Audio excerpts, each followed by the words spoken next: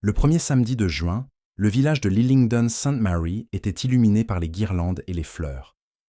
La fête annuelle du jardin, organisée sur les pelouses du presbytère derrière l'église St. Mary, était un événement aussi marquant de la vie du village que les sermons du pasteur et les stands de confiture de l'Institut des femmes. Le soleil brillait avec une intensité presque théâtrale, tachetant les nappes blanches et faisant scintiller les samovars en laiton posés sur les tables attées tels des trésors. Les enfants s'élançaient entre les rosiers, des dames en robe pastel tenaient des stands de marmelade et de chauvetayères tricotées, et le parfum du gâteau éponge se mêlait à l'herbe coupée. Miss Jane Marple, assise sous un large chapeau de paille et s'éventant doucement avec un programme, observait tout avec ses yeux bleu pâle et perçants. Son tricot reposait sur ses genoux, une demi-chaussette pour son petit-neveu, tandis que son attention allait d'un villageois à l'autre. Ce n'était pas une curiosité futile qui animait son regard, mais quelque chose de plus aiguisé, une compréhension affinée des petites hypocrisies et des vanités mesquines qui se couvraient de civilité. « N'est-ce pas tout simplement délicieux, Miss Marple ?» roucoula madame Lavinia Arbuthnot, la femme du pasteur, en tenant une assiette de gâteau de fée. Tout le monde est en effervescence cette année, depuis que M. Pargeter a repris l'ancien bureau de tabac et l'a transformé en cette adorable petite bijouterie. Il paraît qu'il vient de Bond Street. Miss Marple sourit avec bienveillance. J'en suis sûre. Un gentleman très entreprenant. Plus qu'entreprenant, murmura Lavinia en baissant la voix et en regardant autour d'elle. On raconte qu'il a servi la royauté. Certains disent qu'il a conseillé la duchesse de Cornouailles elle-même. Les aiguilles de Miss Marple recommencèrent à cliqueter. C'est vraiment magnifique. Alors que la fête s'amplifiait au rythme de la musique de la fanfare du village, l'homme en personne apparut. Monsieur Edwin Pargeter. Grand, méticuleusement coiffé, vêtu d'un costume gris pâle avec une pochette violette, il marchait avec la grâce d'un homme habitué à être observé. Il fit un signe de tête à madame Arbuthnot et s'inclina légèrement devant mademoiselle Marple, qui lui rendit son geste avec un intérêt modéré. Sa présence était magnétique. Les dames redressèrent leurs chapeaux et les hommes rentrèrent le ventre à son passage. Seule une poignée de villageois en savait plus que des murmures sur M. Pargeter. Il avait élu domicile dans l'appartement, au-dessus de sa boutique sur High Street 6 mois auparavant. Son passé restait une énigme, malgré une curiosité initiale. Il prétendait s'être lassé du rythme effréné de Londres et recherchait désormais une vie plus tranquille. Rares étaient ceux qui le croyaient, mais personne ne pouvait dire pourquoi. La fête battait son plein à 15 heures. Les enfants faisaient la queue pour les pommes d'amour. Le pasteur, en sueur visible, jugeait le concours de biscuits Victoria. Et on pouvait voir M. Pargeter inspecter un étal de broches anciennes, plongé dans une conversation avec l'une des nouvelles résidentes du village. Madame Evangeline Hartwood, une veuve élégante aux sourcils constamment arqués et à la passion pour les perles. Soudain, un cri perça l'air d'été. Des halètements suivirent. Des têtes se tournèrent. Près du terrain de croquet, là où la pelouse plongeait légèrement derrière la haie, une jeune femme de chambre avait reculé, en titubant, serrant son tablier, le visage blanc comme de la craie. Miss Marple se levait déjà, son tricot oublié. Elle se déplaçait avec vivacité, voire rapidité, avec un calme étrangement déplacé dans la panique qui s'emparait d'elle. Plusieurs villageois se précipitèrent sur les lieux. Monsieur Finch, le boucher, et l'agent Barnes furent les premiers à rejoindre la jeune fille. Les anneaux de croquet étaient éparpillés, les maillets abandonnés. Derrière la haie, dans le creux ombragé où les roses poussèrent le plus épais, gisait monsieur Edwin Pargeter. Sa tête était penchée dans un angle anormal. Une tache cramoisie s'étalait sur sa fine chemise de lin. Sa main pâle serrait toujours une pochette à bijoux en velours, d'où s'échappaient perles et saphirs, tels des fruits tombés. Miss Marple regarda le corps avec la même expression qu'elle aurait pu donner à un talon mal tourné sur une chaussette. « Un terrible accident », murmura quelqu'un. Mais les yeux de Miss Marple s'attardèrent sur les perles. L'un d'eux était en verre, et Miss Marple, qui avait assisté à plus de fêtes de jardin que la plupart des gens n'avaient eu de dîner chaud, sut immédiatement. Ce n'était pas un hasard, C'était un meurtre. Le silence qui suivit fut étrangement total, comme si la fête champêtre avait disparu. Même la fanfare s'était tue, sa dernière note s'éteignant dans un silence incertain. On n'entendait que le bruissement des jupes des femmes qui reculaient et le murmure des voix, empli de confusion et d'effroi. L'agent Barnes était accroupi près du corps, les sourcils froncés, hésitant entre le cacher et l'examiner de plus près. Miss Marple avait déjà vu la mort, dans des maisons de retraite, dans des salons silencieux, après de longues maladies, et une fois, de façon mémorable, dans un wagon de chemin de fer, où la silhouette inerte d'une femme était passée inaperçue pendant presque un arrêt complet. Mais cette mort était d'un autre genre. Soudain, brusque, de celles qui laissent des traces dans le quotidien longtemps après l'événement. La cravate en soie de M. Pargeter avait été tirée de travers, comme si quelqu'un l'avait saisie, à la hâte. Une blessure rouge, profonde et précise, se courbait sous son oreille gauche comme une seconde bouche. La pochette à bijoux qu'il tenait à la main était toujours ouverte, déversant son contenu dans l'herbe. Des perles, des saphirs, une broche délicate en forme d'hirondelle en vol. Le regard de Miss Marple se porta sur le fermoir cassé de la pochette, puis sur la perle de verre nichée parmi les vrais. Elle la remarqua, mais ne dit rien. Madame Arbuthnot, pâle comme du papier, recula et agrippa le bras du recteur. C'est sûrement un accident. Il a peut-être trébuché ou... Oh, mon Dieu! Pas avec une blessure pareille, Lavinia, dit doucement la rectrice en se cachant la vue. Barnes, il faut absolument que quelqu'un aille chercher le docteur Thomas. Déjà en mouvement, l'agent hocha la tête et fit signe au jeune Harold Ellison de se diriger vers la maison du médecin. Pendant ce temps, un faible courant de ragots parcourait les spectateurs, se transformant en théories improvisées. « Ça aurait pu être un voleur, non ?» murmura M. Finch, encore essoufflé après sa course à travers la pelouse. « Quelqu'un a vu cette bourse et a su qu'il transportait des pierres valant une petite fortune. » Miss Marple, qui avait observé les réactions autant que la scène, parla doucement. « Alors pourquoi laisser les saphirs ?» Finch cligna des yeux. « Pardon ? S'il s'agissait d'un vol, dit-elle doucement, on s'attendrait à ce que le voleur s'empare des objets les plus précieux. Pourtant, ils sont là. » Elle désigna les pierres éparpillées avec son aiguille à tricoter, qu'elle avait pourtant gardée en main. Peut-être a-t-elle été fabriquée pour regarder comme un vol. Le groupe se tut à nouveau. Miss Marple n'en dit pas plus. Le docteur, Thomas arriva 10 minutes plus tard, sa blouse blanche enfilée à la hâte sur ce qui ressemblait à des vêtements de jardinage. Il examina le corps par des gestes brefs et efficaces, puis se leva et épousseta ses genoux. Le cou brisé, dit-il d'un ton sombre. Mais c'est la coupure qui m'intéresse, profonde, précise, probablement faite avec une lame fine et très tranchante, peut-être un outil de tailleur de pierres précieuses. Il n'y a pas de trace de sang, donc il est mort, ici. Récemment, dans les 15 dernières minutes, je dirais. Barnes expira. Bon, je ferais mieux d'appeler l'inspecteur en chef. Ils voudront venir de Caxton. Tandis que les officiels prenèrent le relais, les villageois furent doucement ramenés sur la pelouse, et la fête reprit à contre-cœur, dans des murmures guindés et des grignotages distraits. Personne ne savait vraiment quoi faire. Le stand de gâteaux continuait de fonctionner. Quelqu'un tenta de relancer la musique. Mais l'air avait changé. Le soleil semblait désormais criard, les rires forcés. Miss Marple, de nouveau assise, sur sa chaise, la chaussette à la main, ne reprit pas son tricot. Son regard se porta plutôt sur les silhouettes qui l'entouraient.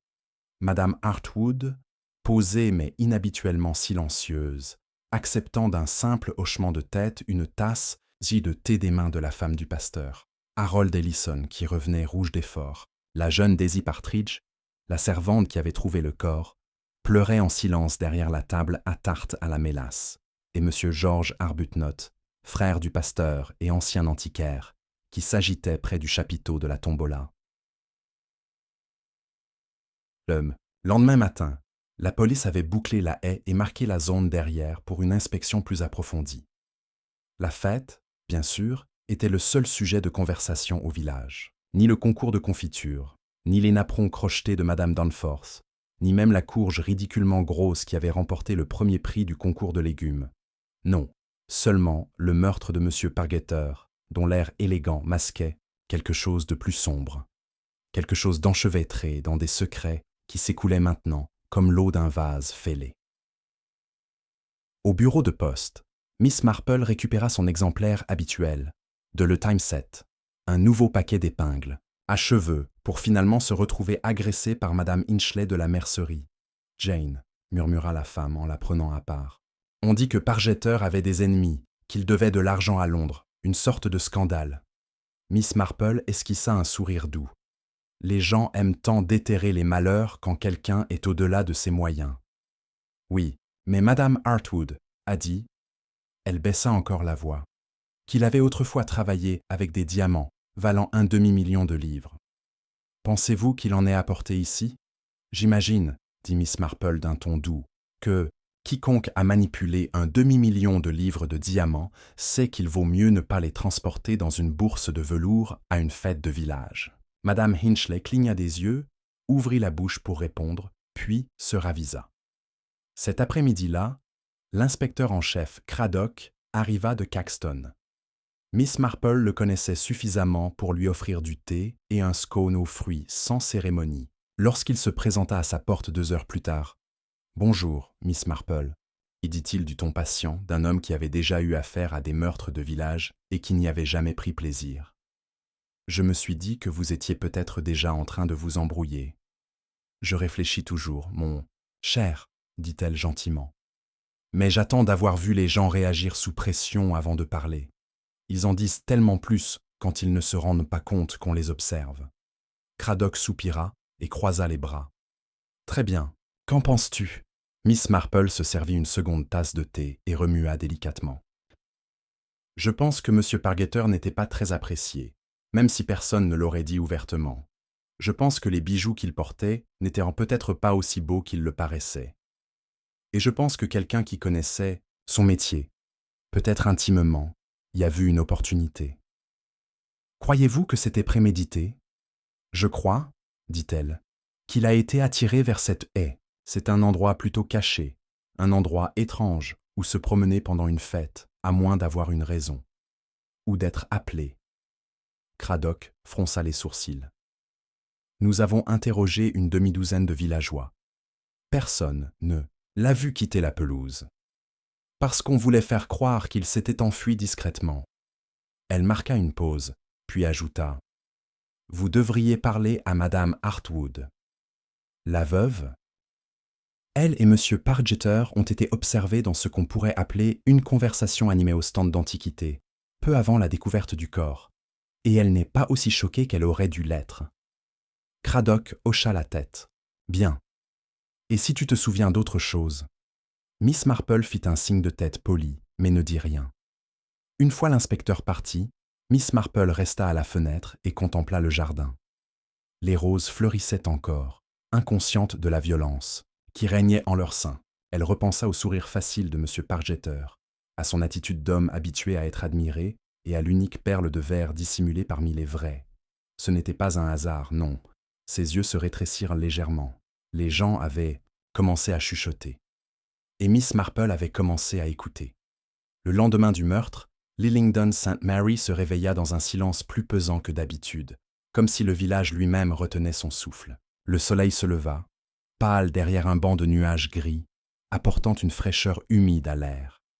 Les couleurs festives de la fête champêtre semblaient fanées, et les bavardages habituels étaient discrets et prudents, les villageois hésitants à se regarder dans les yeux.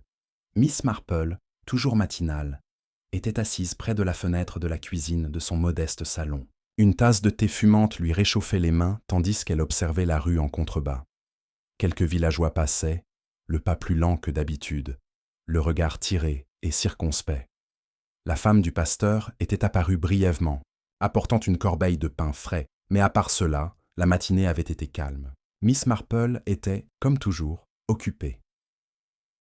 Son esprit revint aux conversations et observations de la veille. M. Edwin Pargeter était arrivé à Lillingdon St. Mary quelques mois auparavant s'installant avec l'élégance d'un homme habitué à la haute société. Pourtant, derrière cette surface polie se cachèrent des tensions et des motivations cachées. La perle de verre au milieu des pierres précieuses authentiques ne lui avait pas échappé, pas plus que la façon dont la bourse était toujours serrée dans la main du défunt. L'avis du médecin sur la précision de la blessure, faite par un instrument fin et tranchant, semblait confirmer ce que Miss Marple soupçonnait depuis le début. Il s'agissait d'un meurtre délibérément exécuté par un familier du métier de joaillier. En milieu de matinée, on frappa à la porte. C'était l'agent Barnes, encore plus mal à l'aise que d'habitude. « Mademoiselle Marple, si vous avez un instant, l'inspecteur en chef aimerait vous parler. Il rassemble des gens pour un interrogatoire officiel à la salle des fêtes. »« Bien sûr, » répondit Miss Marple avec un sourire entendu. « Je vous rejoins bientôt. » À 11 heures, la salle des fêtes grouillait de conversations feutrées, les visages inquiets et sur leur garde. La salle était disposée en demi-cercle, et au premier rang se tenait l'inspecteur-chef Craddock, le visage marqué par la fatigue mais résolu. La salle se remplit peu à peu de villageois. Madame Evangeline Hartwood, posée mais vigilante, Monsieur George Arbuthnot, agité et distrait, le jeune Harold Ellison, encore rouge de ses courses, Madame Lavinia Arbuthnot, serrant nerveusement son sac, à main, Daisy Partridge, pâle et en larmes, et plusieurs autres personnes rassemblées sous le nuage de suspicion. Craddock s'éclaircit la gorge. « Merci à tous d'être venus. Comme vous le savez, nous enquêtons sur la mort de M. Edwin Pargeter. C'est une affaire grave, et je vous demande de parler ouvertement et honnêtement. La vérité éclatera, et nous ferons toute la lumière sur cette affaire. » Il s'arrêta et scruta la pièce. « Je comprends que cela soit difficile pour tout le monde, mais j'ai besoin d'entendre chacun de vous où vous étiez hier après-midi. Votre relation avec M. Pargeter est toute observation inhabituelle. » L'interrogatoire a commencé. Madame Hartwood fut la première. Sa voix était calme, presque répétée. « J'ai passé la majeure partie de l'après-midi au stand d'antiquités. Monsieur Pargeter et moi avons échangé quelques mots à propos d'une broche que j'envisageais d'acheter. Rien de plus. »« Étiez-vous seul à ce moment-là » demanda Craddock. « Oui, » répondit-elle d'un ton posé. « Sauf le propriétaire du stand, Monsieur Benson. » Monsieur Arbuthnot remua sur sa chaise quand son tour arriva. J'aidais à préparer les billets de tombola. Je n'ai pas vu Monsieur Pargeter quitter la fête. Harold Ellison, le jeune assistant du vicaire, a déclaré qu'il faisait des courses pour le vicaire, transmettant des messages entre le presbytère et les villageois. Daisy, Partridge fut la suivante, la voix tremblante. « Ah, j'étais près du terrain de croquet. J'ai trouvé Monsieur Pargeter. J'ai crié et couru chercher de l'aide. » Madame Lavinia Arbuthnot, visiblement secouée, a affirmé qu'elle s'occupait de la table à thé, versait des tasses et rangeait la zone. Au fil de l'interrogatoire, Miss Marple remarqua de subtiles incohérences et des regards nerveux. Certaines déclarations étaient trop brèves, d'autres trop détaillées. Un schéma commençait à se dessiner, tel le vague contour d'une tapisserie vue de loin. Après l'interrogatoire officiel, Mademoiselle Marple s'approcha discrètement de l'inspecteur principal Craddock. « Les villageois sont inquiets, » dit-elle doucement. « Et certains ne disent pas tout. Madame Hartwood, par exemple, semble cacher quelque chose sous son air calme. » Craddock soupira. « Elle nie toute implication plus profonde, mais on parle de vieilles rancœurs. Les vieux griefs sont souvent le terreau dans lequel les meurtres prennent racine, » dit doucement Miss Marple. Plus tard dans l'après-midi, Miss Marple visita la bijouterie, désormais fermée et aux volets clos, les vitrines recouvertes de papier kraft. C'était un petit espace élégant qui sentait légèrement le cirage. Et le cuir. Elle caressa légèrement le comptoir, imaginant M. Pargeter derrière, mesurant les pierres précieuses d'un œil expert. Le vendeur, un jeune homme nerveux nommé Collins, apparut de l'arrière-boutique. « Ah, Mademoiselle Marple, je ne m'attendais pas à vous voir ici. J'étais curieuse d'en savoir plus sur l'entreprise de M. Pargeter, dit-elle gentiment. Cela vous dérangerait-il que je vous pose quelques questions ?» Collins hocha, la tête en s'essuyant les mains sur son tablier. Bien sûr, M. Pargeter était perfectionniste. Il était très fier de son travail. Mais il pouvait être difficile. Il y avait des disputes de temps à autre, surtout à propos des paiements. Des paiements? Les yeux de Miss Marple s'illuminèrent. À qui? Collins hésita. À des gens à Londres. Il a parlé de dettes, mais je n'ai jamais compris les détails. Il avait l'air effrayé? Insista Miss Marple. Non, pas vraiment effrayé, mais prudent. Il a reçu quelques lettres récemment. Je l'ai vu les lire dans la boutique, tard un soir. Miss Marple hocha la tête pensivement. Merci, Collins. C'est très utile. En sortant dans la lumière déclinante de l'après-midi, elle remarqua la voiture de Madame Hartwood, garée non loin. La veuve était assise à l'intérieur, observant la rue d'un air indéchiffrable. Plus tard, Mademoiselle Marple assista à la réunion de prière du soir du vicaire, où des rumeurs de meurtre persistèrent parmi les fidèles.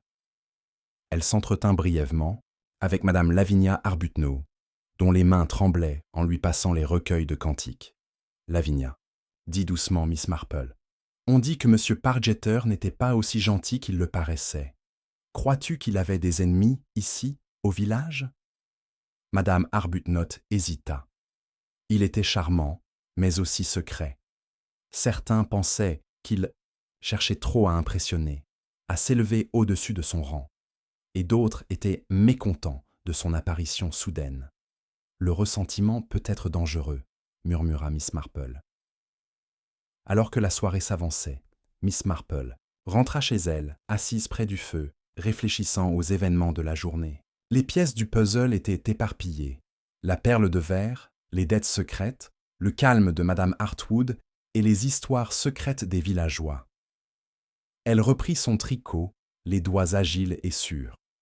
La réponse se cachait sous la surface, dans les recoins silencieux des relations complexes du village, et elle la trouverait, une maille minutieuse à la fois.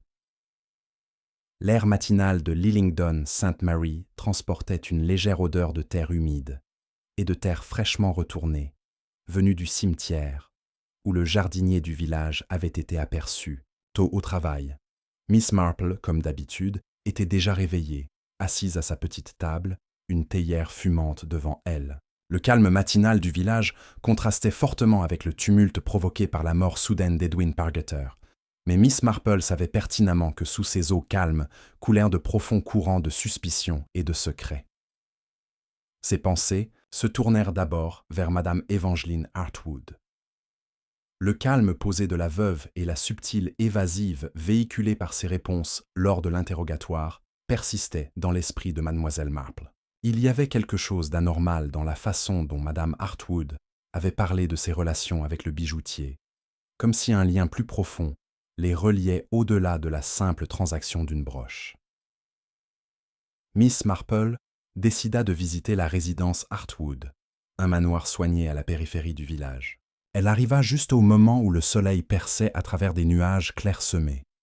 Le jardin était impeccable, mais une certaine raideur flottait dans l'air lorsqu'elle s'approcha de la porte d'entrée. Madame Hartwood répondit promptement, à l'air soigneusement neutre. « Mademoiselle Marple, quelle surprise !» dit-elle doucement en s'écartant pour laisser entrer sa visiteuse. « Je vous en prie, entrez. » À l'intérieur, la maison était meublée avec goût, chaque objet à sa place, reflétant une vie rythmée par les apparences. Madame Hartwood conduisit Mademoiselle Marple dans un salon baigné de lumière matinale, où elles s'installèrent dans des fauteuils confortables. « J'espérais en savoir plus sur votre lien avec M. Pargeter », commença Miss Marple d'une voix douce mais inquisitrice. « Vous avez parlé d'une broche hier à la fête. Y avait-il quelque chose d'inhabituel ?» Les yeux de Madame Hartwood vacillèrent un instant avant de répondre. « C'était une pièce de sa collection, oui, assez rare, mais j'ai décidé de ne pas l'acheter. Rien de plus. » Miss Marple hocha lentement la tête. « Je me demande si vos relations avec M. Pargeter allaient au-delà des affaires. Le village est en effervescence, voyez-vous, et beaucoup pensent qu'il y avait des liens plus profonds. » Le regard de Madame Hartwood s'aiguisa. « Je crains de ne pas comprendre ces insinuations, Mademoiselle Marple. Je n'étais qu'une cliente. » Miss Marple sourit doucement. « Bien sûr, Madame Hartwood, mais parfois, même les plus proches ont des secrets. Par exemple, j'ai entendu dire que M. Pargeter recevait des lettres récemment. En avez-vous déjà entendu parler? Les doigts de la veuve se crispèrent sur sa tasse. Non, je ne peux pas dire que je l'ai fait. Monsieur Pargeter gardait ses affaires privées. Vous pourriez peut-être demander à Monsieur Collins, son assistant. Alors que Miss Marple se levait pour partir, les derniers mots de Madame Hartwood étaient presque un murmure. J'espère que cette triste affaire sera vite résolue. Le village est déjà bien assez dévasté. De retour au village, Miss Marple se rendit au bureau de poste, où M. Collins avait été vu plus tôt dans la matinée. Le jeune homme l'accueillit avec un sourire nerveux, visiblement encore perturbé par les événements. « Je voulais vous poser des questions sur les lettres dont vous avez parlé hier, » dit gentiment Miss Marple. Collins regarda autour de lui avant de baisser la voix. « Elles étaient étranges, Miss Marple. Je n'ai vu M. Pargeter en lire une que tard dans la soirée. L'enveloppe était épaisse, sans adresse de retour. Cela le mit mal à l'aise, mais il ne dit rien. Avez-vous remarqué autre chose? Des visiteurs, peut-être? Collins hésita. Il y a quelques jours, un homme est passé au magasin, bien habillé, mais avec des manières brusques. Il a parlé sèchement à M. Pargeter. Je n'ai pas saisi ses paroles, mais ce n'était pas amical. Miss Marple plissa les yeux, pensive. Cet homme a-t-il laissé quelque chose? Un mot, un souvenir? Non, Miss Marple, juste un avertissement, je crois. Ses doigts effleurèrent instinctivement l'écharpe qu'elle portait. Une habitude, lorsqu'elle reconstitue des puzzles. Merci, Collins, ça va m'aider. Forte de ces nouvelles informations, Miss Marple décida d'aller faire un tour à l'auberge locale, The Crooked Antler, où les villageois se réunissaient de souvent après une journée de travail. Le pub était animé malgré l'ambiance sombre, empli de murmures et de regards en coin. Elle scruta la pièce et aperçut George Arbuthnot, assis seul près du feu, sirotant une pinte, perdu dans ses pensées. Elle s'approcha discrètement et prit place sur le siège vide en face de lui. « Monsieur Arbuthnot, » commença-t-elle, « j'ai entendu dire que vous étiez occupé avec la tombola hier. » Il leva les yeux, la surprise se lisant sur son visage. « Oui, Miss Marple. J'essayais de maintenir le cap malgré les perturbations. Et avez-vous vu quelqu'un d'inhabituel? Un inconnu peut-être » George secoua lentement la tête. Ce ne sont pas des étrangers, mais il y avait des tensions entre M. Pargeter et certains villageois. Vous avez vu comment les nouveaux venus peuvent perturber un petit village. Miss Marple pencha la tête. La tension est souvent l'étincelle, mais pas toujours la cause. Il soupira. On a parlé des dettes de M. Pargeter à Londres. On dit qu'il était lié à des individus peu recommandables. Avez-vous entendu des noms? Il hésita, puis se pencha. Un nom revient sans cesse. Henry Clay. Un homme qui, paraît-il, ne vend pas que des bijoux. Ce nom a touché une corde sensible chez Miss Marple. Henry Clay était un négociant londonien, connu pour ses transactions douteuses et ses tactiques commerciales rusées. Si Pargeter l'avait trahi, cela pourrait expliquer la menace évoquée par Collins. La conversation fut interrompue par l'arrivée du vicaire, le révérend Jamieson, qui accueillit chaleureusement Miss Marple. Elle en profita pour s'enquérir de l'état d'esprit du village. « L'église a été un lieu de réconfort ces derniers jours, » a déclaré le révérend. « Mais il y a des failles sous la surface. Les villageois craignent la suite. » Miss Marple hocha la tête. La peur mène souvent au silence, et le silence, à son tour, protège les secrets. Plus tard, dans le calme de sa maison, Miss Marple examina une petite collection d'objets rassemblés au cours de la journée. Un fragment de verre, un mot trouvé près de la fête et la perle de la bourse du bijoutier. Elle les disposa soigneusement sur sa table, chacun constituant une pièce du puzzle. Ce faisant, une révélation s'est faite, un lien entre la perle rare, les dettes et les lettres mystérieuses. Mais un fil conducteur manquait, le mobile, qui pousserait quelqu'un à commettre un meurtre. Ses pensées furent interrompues par un léger coup frappé à la porte. C'était Daisy Partridge, la jeune femme qui avait découvert le corps. Ses yeux étaient rouges, mais déterminés. « Mademoiselle Marple, dit-elle doucement, j'ai quelque chose à vous dire, quelque chose que je n'ai pas dit à la réception. » L'invitant à entrer, Miss Marple écouta Daisy lui avouer un détail qu'elle avait caché. Elle avait vu Madame Hartwood se disputer avec M. Pargeter la veille de la fête.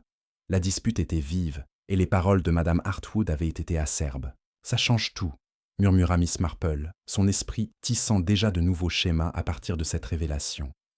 La façade paisible du village se fracturait, et la vérité se trouvait hors d'atteinte, cachée dans les émotions confuses et les vieilles blessures de Lillingdon St. Mary.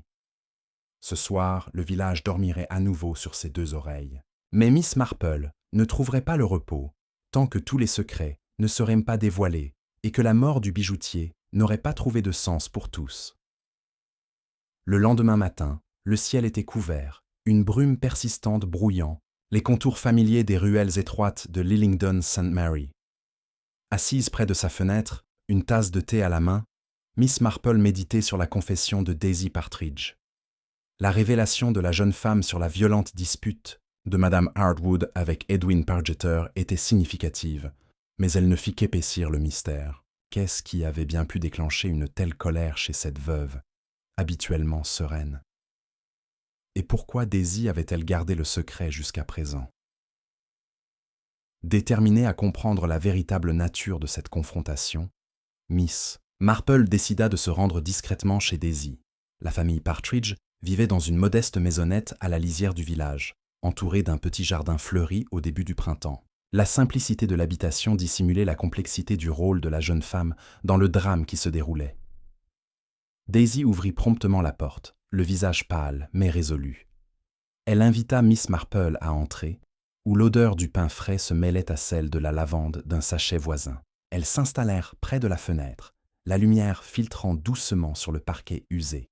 « Mademoiselle Marple, je suis désolée de ne pas vous avoir tout dit dès le début », commença Daisy en se tordant les mains nerveusement. « C'est la dispute que j'ai surprise entre Madame Hartwood et Monsieur Pargeter. Je ne voulais pas m'en mêler, mais je ne peux plus la garder pour moi. » Miss Marple hocha la tête, l'encourageant doucement. « Tu as bien fait de me le dire maintenant, Daisy. Qu'as-tu entendu exactement ?» Daisy prit une grande inspiration. « C'était la fin de l'après-midi, la veille de la fête. Je passais devant le jardin des Hartwood quand j'ai entendu des éclats de voix. Madame Hartwood était furieuse. Elle accusait Monsieur Pargeter de l'avoir escroqué. Il s'agissait d'un bijou qu'il avait promis de lui vendre, mais qu'il n'avait jamais livré. « Et comment Monsieur Pargeter a-t-il réagi ?» demanda Miss Marple. « Il était calme au début, mais il a ensuite craqué. Il a dit qu'elle essayait de profiter de lui, qu'il ne fallait jamais lui faire confiance. Madame Hartwood s'est finalement fracassée, prétextant qu'elle le lui ferait regretter. » Les doigts de Miss Marple effleurèrent pensivement son écharpe. « Avez-vous remarqué quelque chose d'inhabituel dans le comportement de Madame Hartwood, quelque chose de plus que de la colère ?» Daisy hésita. Elle aussi semblait effrayée. Peur que M. Pargeter sache quelque chose qu'elle voulait cacher. Cette simple phrase, quelque chose qu'elle voulait cacher, s'installa profondément entre elles. Miss Marple ne pouvait ignorer l'implication que Madame Hartwood détenait un secret bien plus préjudiciable qu'un achat raté. Alors que Miss Marple s'apprêtait à partir, Daisy ajouta doucement « Il y a encore une chose. J'ai vu M. Collins, l'assistant du bijoutier, traîner dans la propriété des Hartwood cet après-midi-là.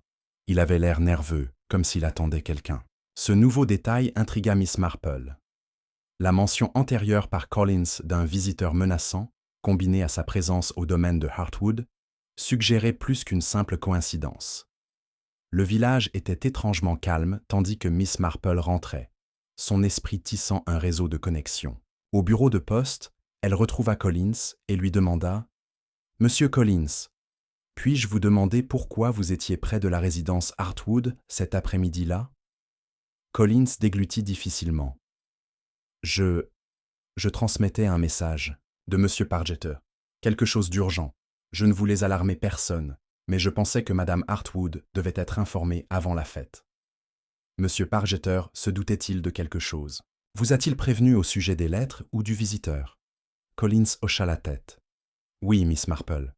Il craignait que quelqu'un le poursuive, mais il n'a pas voulu dire qui. Il m'a juste dit de rester vigilante. Miss Marple ressentit un pincement de sympathie pour le jeune homme, pris sans le vouloir dans un jeu dangereux.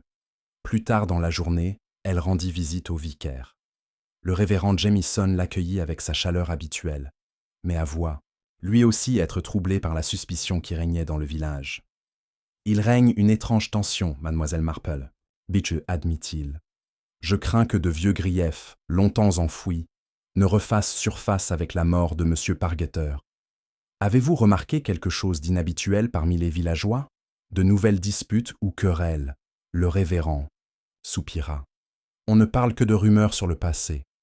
On parle d'un scandale impliquant l'ancien propriétaire de la bijouterie. Certains disent qu'Edwin essayait de dissimuler d'anciennes erreurs, et peut-être que quelqu'un voulait les garder secrètes. L'esprit de Miss Marple s'emballa. L'idée que le meurtre soit lié non seulement à des événements récents, mais aussi à une histoire cachée, était convaincante. Cela lui rappelait que dans un petit village, le passé n'est jamais vraiment enfoui.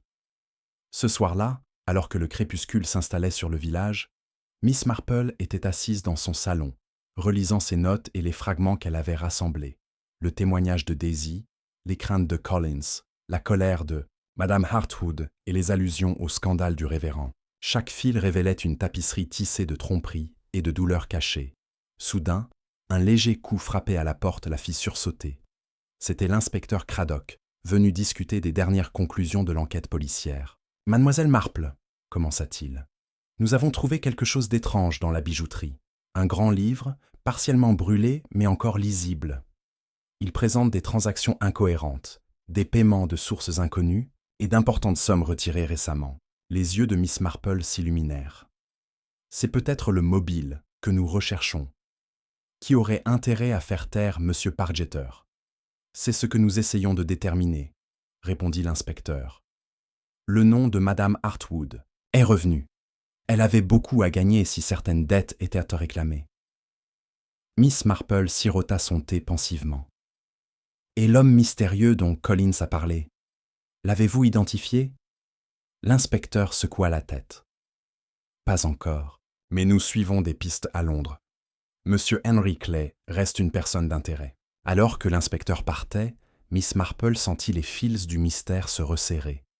Ce meurtre n'était pas un simple crime passionnel ou de cupidité. Il était ancré dans des secrets de longue date, du chantage et du désespoir. Avant de se coucher, elle relut les lettres, en particulier un mot étrange qu'elle avait aperçu dans la poche d'Edwin. Non signé, il contenait une menace voilée, mentionnant une dette à payer, ou pire. L'instinct de Miss Marple lui disait que la réponse ne résidait pas dans les suspects évidents, mais dans le passé caché et les signes subtils que d'autres avaient manqués. En éteignant sa lampe, elle résolut de suivre les fils conducteurs où qu'ils mènent, sachant que dans le paisible village de Lillingdon St. Mary, la vérité était souvent masquée. Et avec cette pensée, elle s'installa dans un sommeil agité, des rêves tourbillonnants, avec des murmures de bijoux, d'ombre, et l'écho glacial d'une vie interrompue. Le lendemain matin arriva sous une légère bruine, cette brume grise et persistante qui semblait s'infiltrer jusqu'aux os et rendre tout plus lent, plus lourd. Miss Marple, habituée au rythme de la vie villageoise, se réconfortait dans la routine familière de son thé matinal, mais son esprit restait agité, les fils de l'affaire s'emmêlant dans ses pensées. Le registre retrouvé dans le bureau de M. Pargeter, partiellement carbonisé mais contenant encore des indices, occupait une place importante dans ses réflexions. Il évoquait des paiements cachés, des dépôts anonymes et des dettes qui laissaient entrevoir une complication bien plus profonde qu'une simple dispute au sujet de bijoux. Sa première visite fut à la bijouterie elle-même, désormais bouclée par la police, mais toujours sous étroite surveillance. L'inspecteur Craddock l'a accueilli à l'entrée, son visage trahissant la fatigue des nuits blanches passées à chasser les ombres. « Mademoiselle Marple, » la salua-t-il, « nous avons réussi à reconstituer une partie du registre. Il montre que M. Pargeter recevait de l'argent d'une source que nous n'avons pas encore identifiée. Ces paiements étaient fréquents, modestes au début, puis ont augmenté ces derniers mois. Quelle qu'en soit la raison, il semble qu'il ait été victime de chantage. » Miss Marple hocha la tête pensivement, son regard parcourant les pages défraîchies du registre posé sur le comptoir. « Chantage, murmura-t-elle. Alors la question est, Quel secret Edwin Pargeter chérissait-il tant, et à qui profitait son silence? Craddock soupira en se frottant l'arête du nez. On est encore en train de reconstituer tout ça. On a reparlé à Madame Hartwood aujourd'hui. Elle affirme n'avoir rien à voir avec les paiements ni avec les menaces. Pourtant, sa colère contre lui était indéniable. La colère naît de la peur, dit Miss Marple d'une voix douce. Parfois, les gens s'en prennent à ceux qui détiennent les clés de leurs propres secrets. Elle jeta un nouveau coup d'œil au registre. Avez-vous trouvé autre chose d'inhabituel dans la boutique? Il y a plus, répondit Craddock. Nous avons découvert un compartiment secret dans le bureau. À l'intérieur, il y avait des lettres, une vieille correspondance entre M. Pargeter et un certain A.G. Les lettres laissent entrevoir un arrangement de longue date, mais elles sont énigmatiques. Il y est question d'une erreur passée et d'une réparation. Miss Marple plissa les yeux. A.G. Cela pourrait-il être lié à quelqu'un du village ou à quelqu'un qui a vécu ici? C'est ce sur quoi nous enquêtons, a déclaré Craddock. Nous avons également appris que M. Pargeter tentait d'organiser une rencontre avec cette personne peu avant sa mort. L'évocation d'une réunion piqua la curiosité de Miss Marple.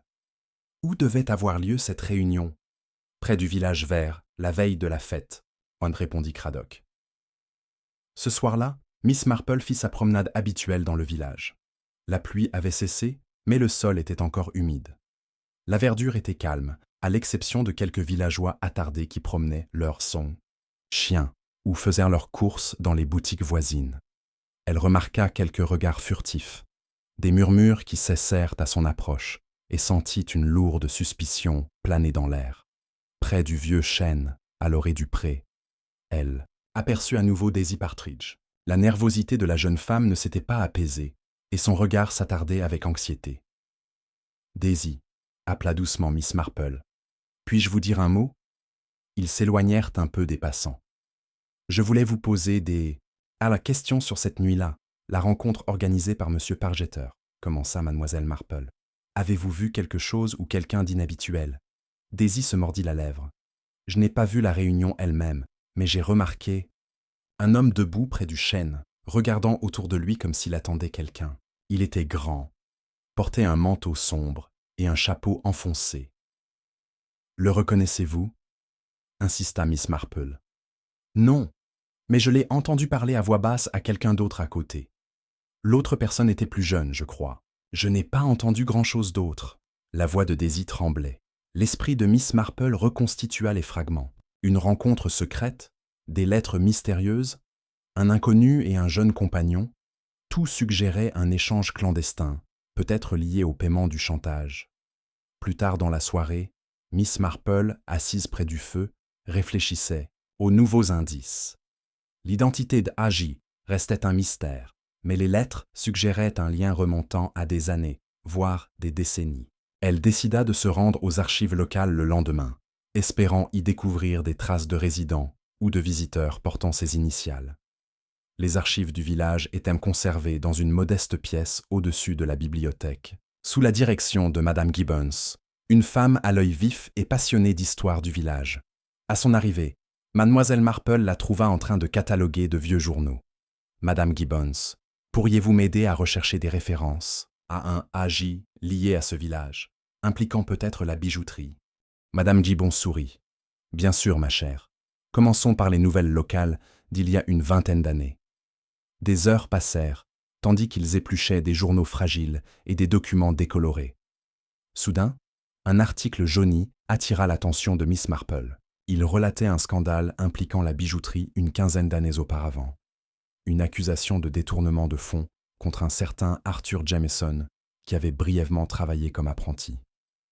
L'affaire avait fait grand bruit, mais avait été réglée discrètement à l'amiable, Jameson quittant le village brusquement. Le cœur de Miss Marple s'emballa.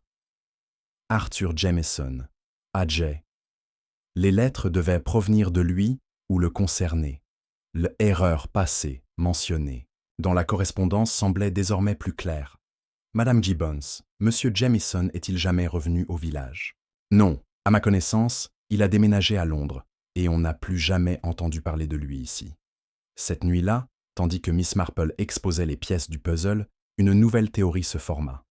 Jamieson était peut-être revenu, en quête de vengeance ou de réparation, et avait fait chanter M. Pargeter à propos du vieux scandale. Le meurtre était peut-être l'acte désespéré d'un homme cherchant à se protéger. Des questions subsistaient cependant.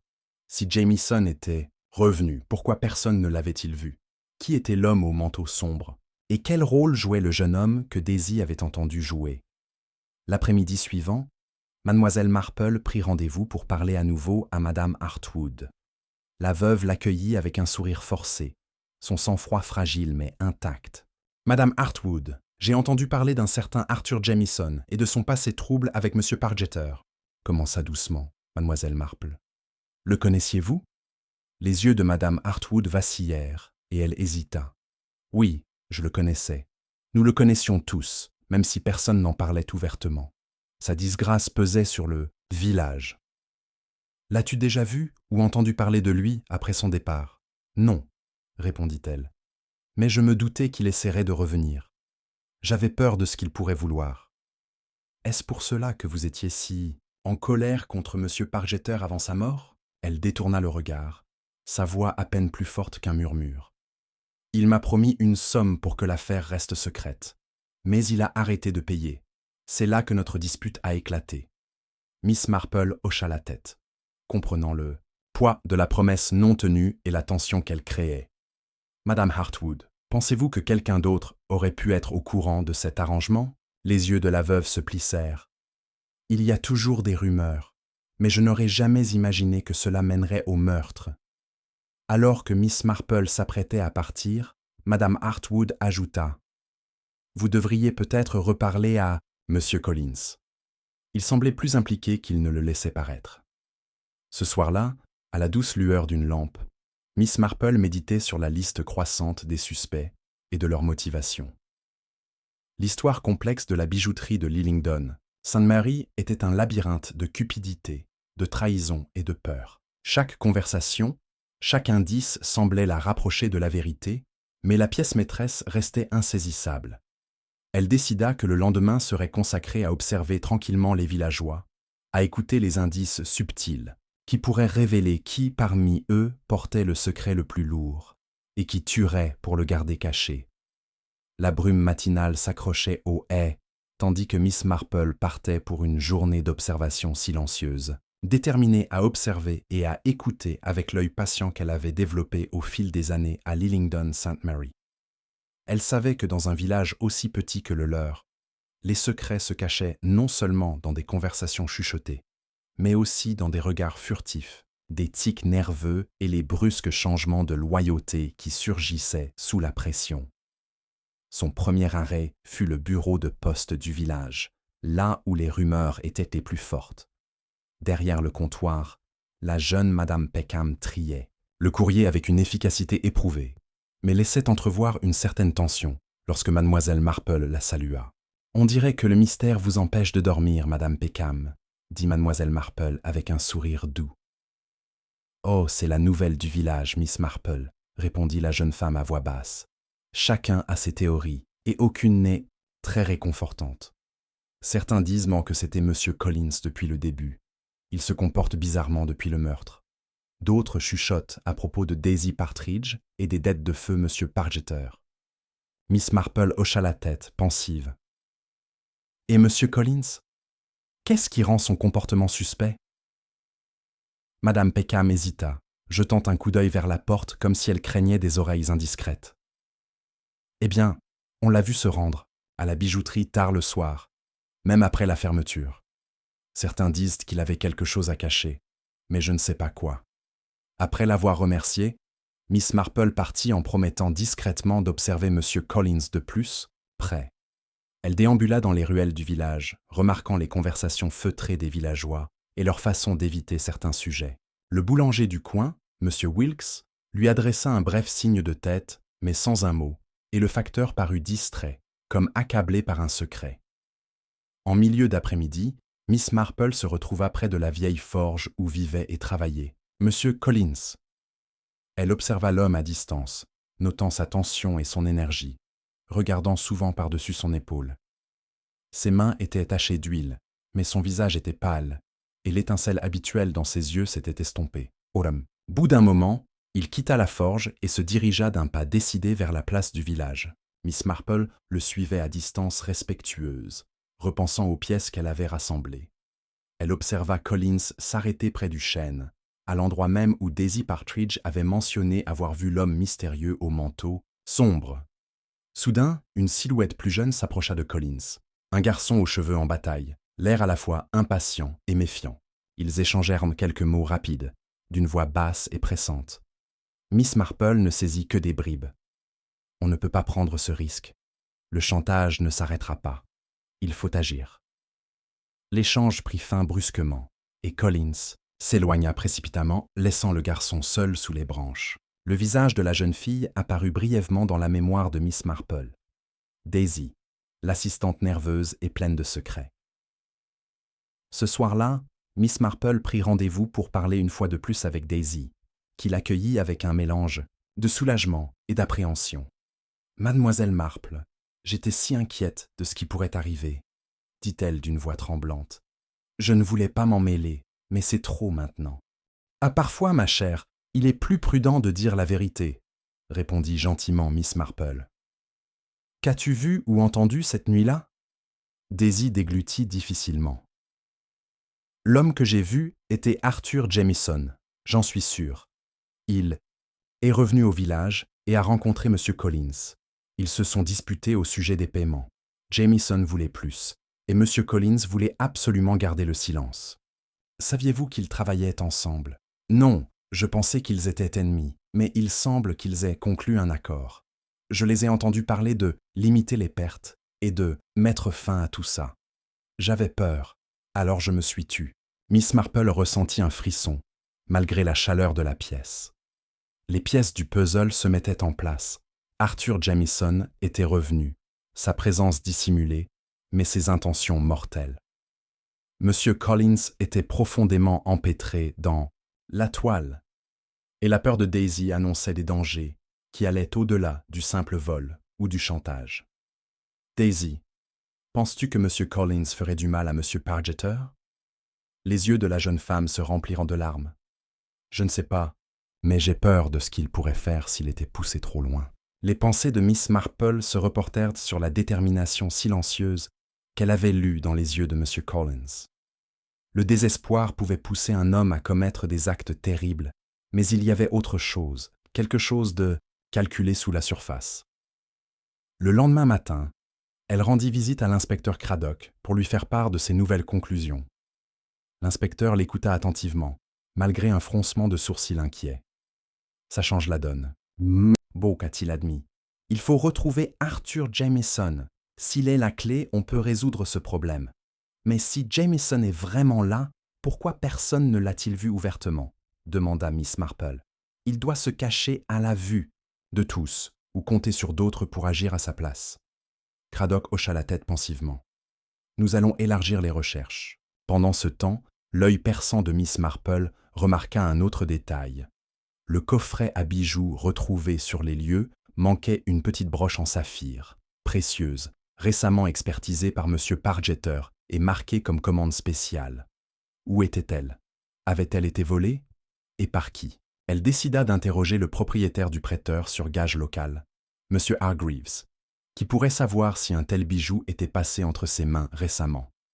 Le prêteur sur gage était un endroit sombre et encombré, rempli de bibelots et de curiosités qui racontaient des histoires de désespoir caché. M. Hargreaves, un homme corpulent au regard de faucon, l'accueillit avec prudence. « Mademoiselle Marple, dit-il, j'ai entendu dire qu'il y a eu des troubles dans le village. »« Oui, je me demandais si tu avais vu quelque chose d'inhabituel. Une broche en saphir, récemment mise en gage ?» Il se frotta le menton. « Rien qui corresponde à cette description. Mais maintenant que tu le dis, il y avait un homme la semaine dernière, jeune et nerveux, qui essayait de vendre de vieux bijoux. Il a dit qu'il était dans une situation difficile, mais n'a pas donné son nom. » Dao, l'intérêt de Miss Marple s'accrut. « Pouvez-vous le décrire ? » Manteau sombre, chapeau baissé.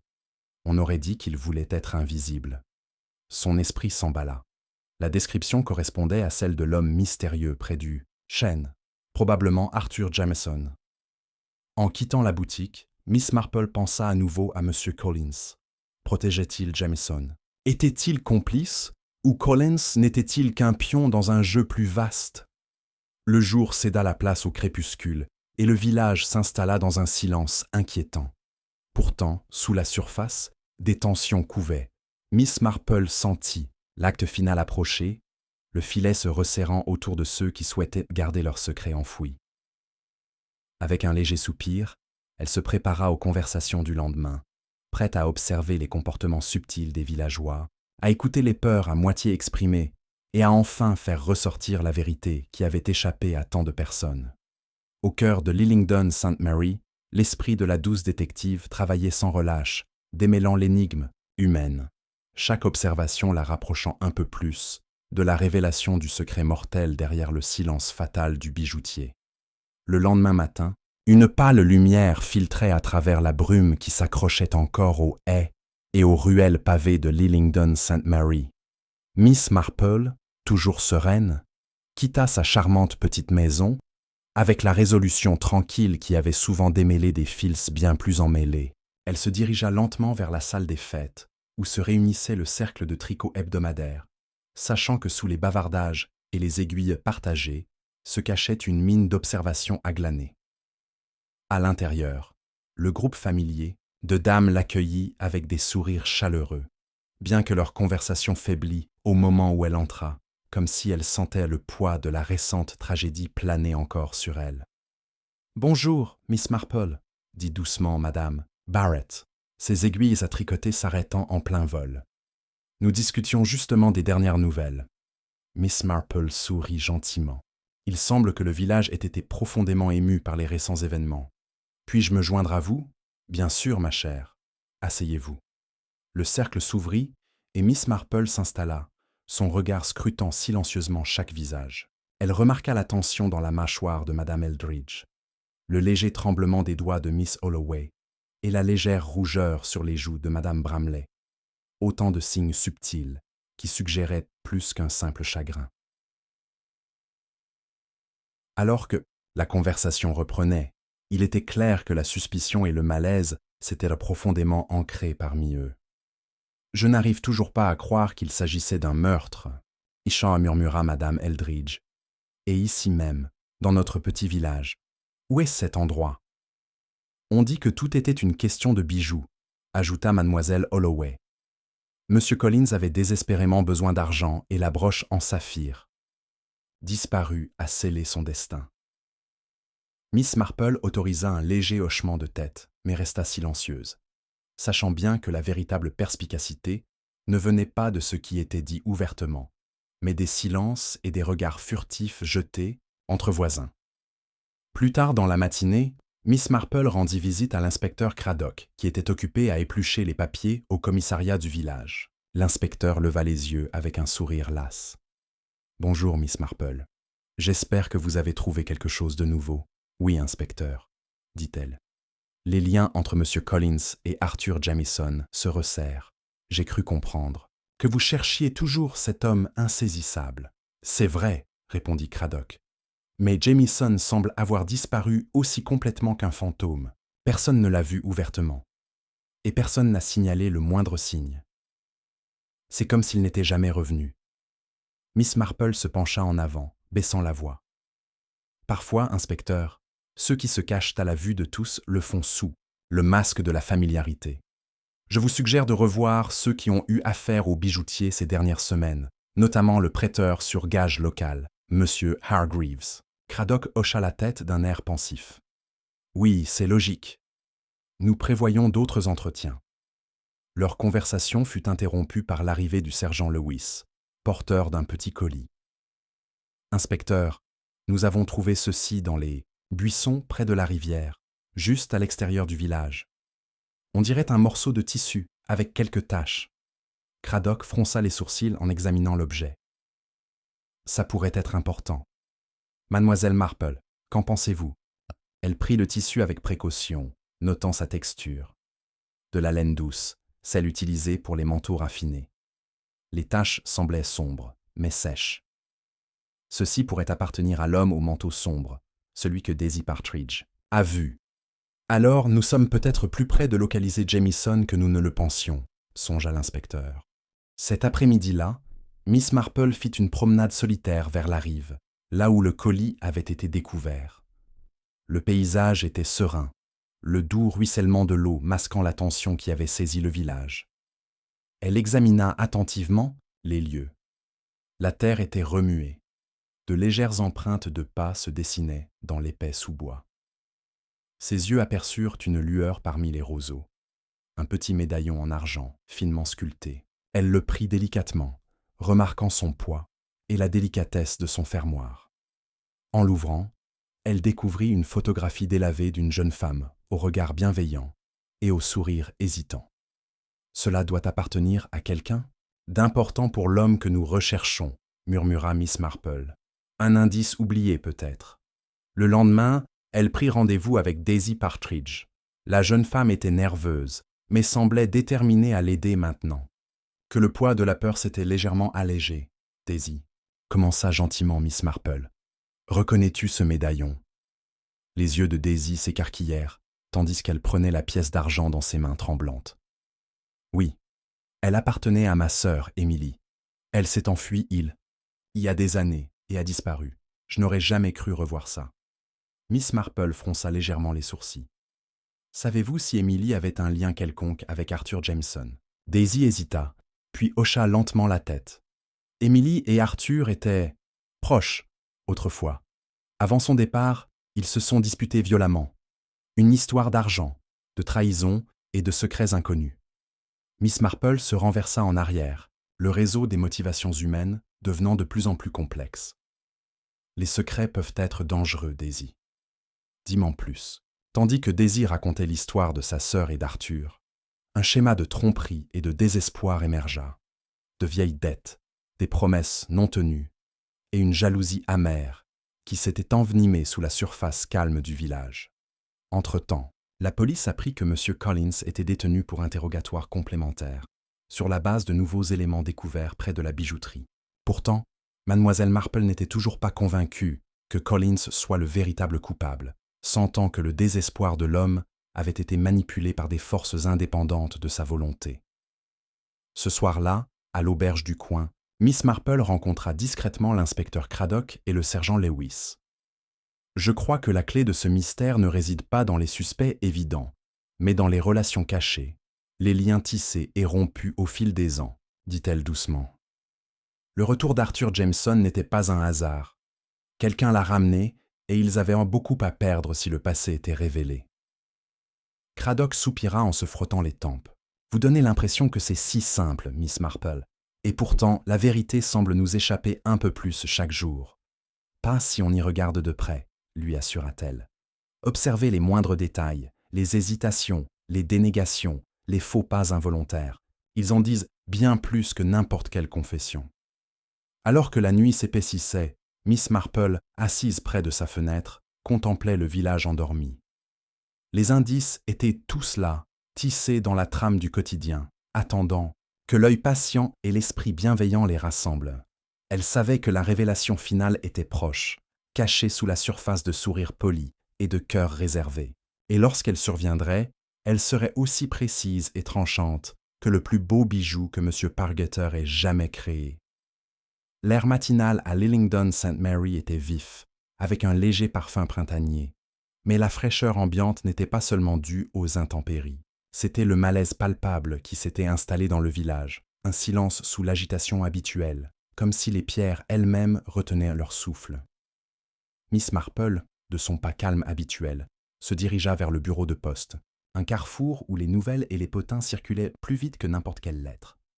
À l'intérieur, l'agitation était discrète mais persistante. Les villageois échangeaient à voix basse théories et demi-vérités, le ton de leurs propos étant marqué par la suspicion. L'œil perçant de Miss Marple remarqua les regards échangés entre M. Hargreaves, le prêteur sur gage, et Mme Bramley, dont le visage pâle trahissait l'anxiété. Ces fragments de malaise étaient les pièces d'un puzzle plus vaste. « Bonjour, Miss Marple », la salua M. Hargreaves d'une voix prudente. « Quel émoi, n'est-ce pas ?»« En effet, » répondit-elle doucement. même si parfois ce sont les voix les plus douces qui racontent les histoires les plus fortes. Il se tortilla, mal à l'aise. J'aimerais pouvoir aider davantage, mais les affaires tournent mal, et je crains de ne pas avoir vu Arthur Jamieson moi-même. Miss Marple hocha la tête, son esprit tissant des fils. Et pourtant, vous avez mentionné des transactions inhabituelles récemment? Il s'éclaircit la gorge. Il y avait un monsieur, plutôt discret, qui est venu plusieurs fois, cherchant un objet précis. Il disait que c'était urgent et qu'il ne voulait pas que cela se sache. Est-ce qu'il a dit ce que c'était? Insista-t-elle. Non, juste qu'il était précieux et très ancien. Je n'ai pas insisté, mais l'urgence était évidente.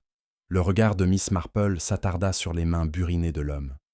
Et ce monsieur semblait-il troublé. Oui, plus qu'un homme avec un secret ne devrait l'être. Après l'avoir remercié, Miss Marple partit, l'esprit en ébullition.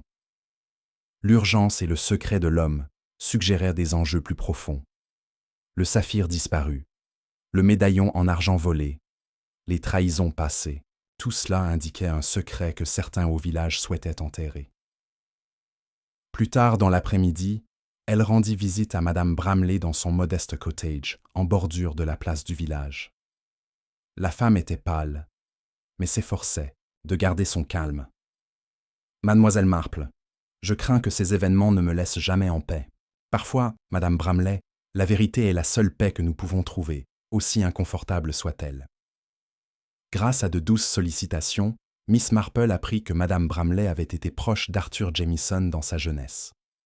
Leur relation, autrefois sujette à de nombreux ragots, s'était terminée de manière amère, avec des accusations de trahison qui persistaient comme des fantômes.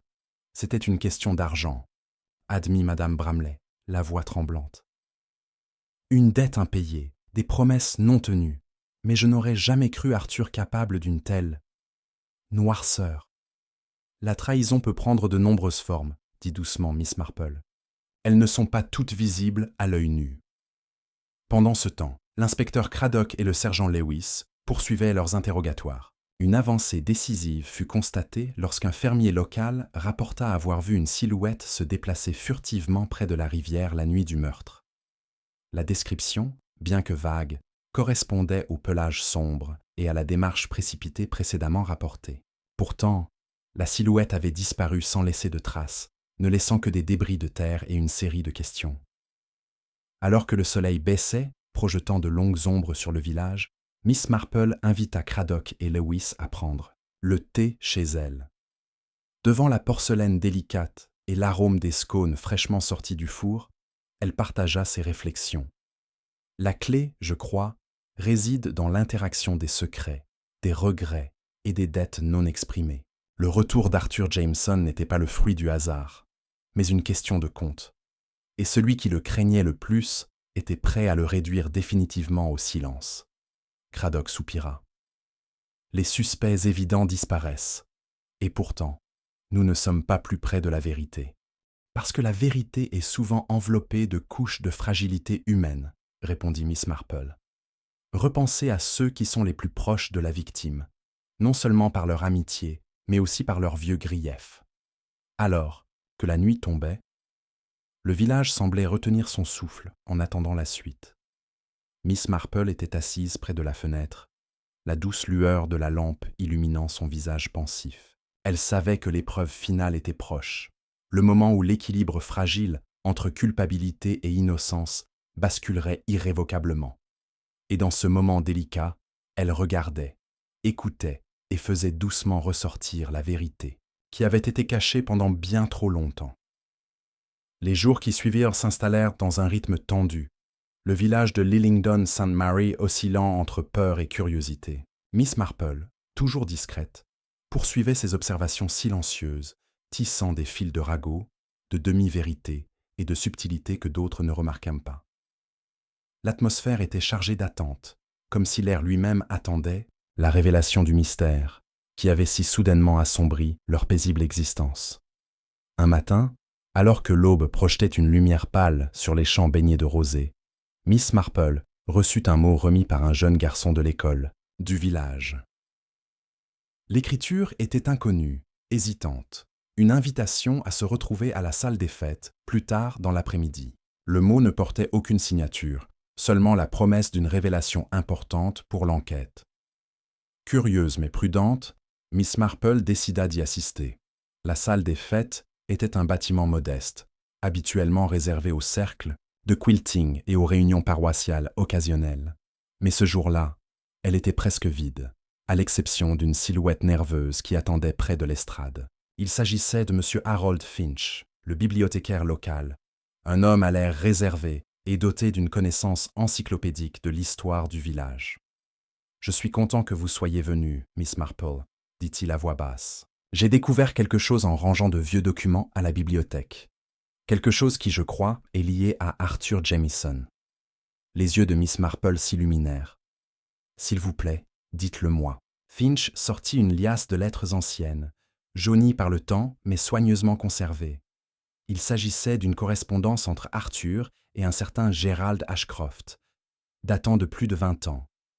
Ashcroft était un bijoutier de la ville voisine, réputé pour son savoir-faire, et, comme certains le chuchotaient, pour ses transactions peu honnêtes. Miss Marple déplia délicatement les lettres. Leurs mots révélaient une relation d'affaires qui s'était détériorée. Arthur avait accusé Gerald de vendre des pierres précieuses contrefaites et menacé de poursuites judiciaires. La dernière, lettre, écrite d'une écriture tremblante, mentionnait une réunion organisée en secret pour résoudre le litige. « Ce Gerald Ashcroft, » murmura Miss Marple, « est-il toujours dans le coin ?» Finch hocha la tête. « Il a pris sa retraite récemment, mais vit toujours dans le coin. Certains disent qu'il vit en reclus, ce qui alimente les spéculations. » Miss Marple remercia Finch et partit, les lettres soigneusement rangées sous le bras, l'esprit déjà bourdonnant d'idées. Un nouveau suspect était apparu. Pas seulement un proche ou un commérage, mais un homme dont le mobile était clairement ancré dans une trahison passée. Plus tard dans la journée, elle se rendit à la résidence Ashcroft, une modeste maisonnette cachée derrière une haie de rosiers sauvages. Gerald ouvrit la porte avec un regard méfiant, le visage marqué par les années et peut-être par les regrets.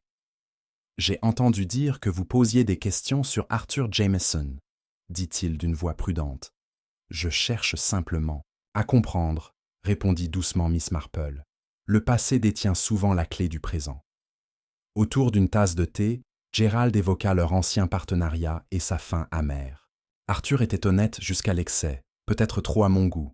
J'ai fait des erreurs, de mauvais choix. Mais un meurtre, c'est inconcevable. » Miss Marple l'observa attentivement. Ses mains tremblèrent légèrement, tandis qu'il prenait sa tasse, et une légère cicatrice marquait son poignet. « Puis-je vous demander, » osa-t-elle, « à propos de cette cicatrice ?»« Ah, ça !»